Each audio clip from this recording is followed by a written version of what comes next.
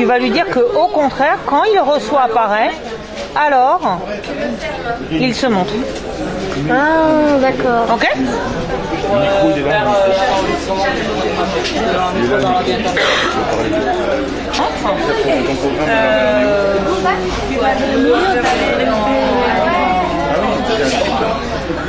Des ateliers qui consistent à venir plonger au cœur de la technologie et donc apprendre à coder, apprendre à découvrir comment créer un site internet, apprendre plus tard à venir faire ses premiers jeux vidéo ou encore à créer sa première application mobile.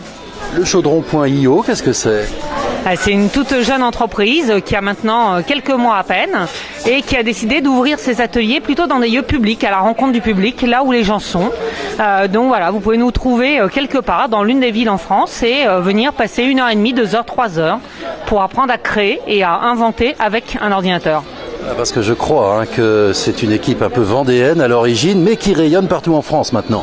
Oui, l'équipe est à la fois vendéenne, elle est aussi un peu parisienne, elle est lilloise. L'entreprise a été fondée à Lille pour plein de raisons variées et diverses, mais on a décidé de lancer les versions éphémères depuis la Vendée, voilà, où un grand nombre d'entre nous habitons. Alors un certain nombre d'ateliers durant janvier et février, ici, place Napoléon à La Roche.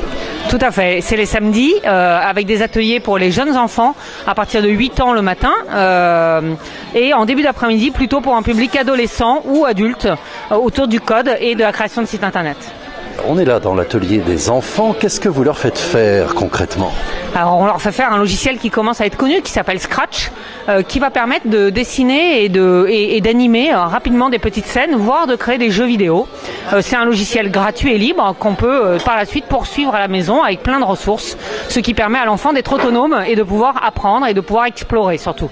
Explorer et devenir peu à peu créatif avec son ordinateur, comment l'ordinateur devient un outil de créativité, comme une palette de peintre ou comme de l'argile d'un sculpteur.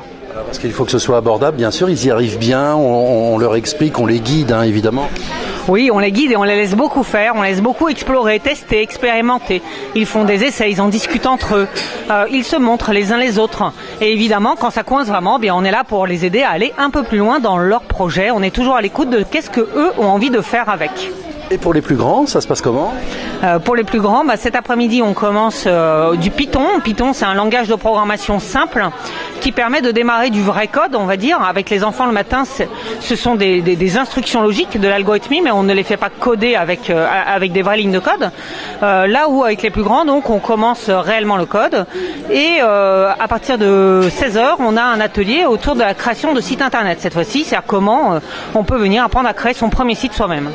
Alors, il faut s'inscrire, je crois, pour participer. Oui, tout à fait. 6 places par atelier. Les inscriptions sont sur lechaudron.io/18b, le site internet, et c'est 25 € par atelier. Des projets de développement d'ateliers comme ceux-ci dans la région Pays de Loire? Oui, tout à fait. L'idée, ça va être de décliner l'offre et d'apparaître le plus souvent possible, un peu partout.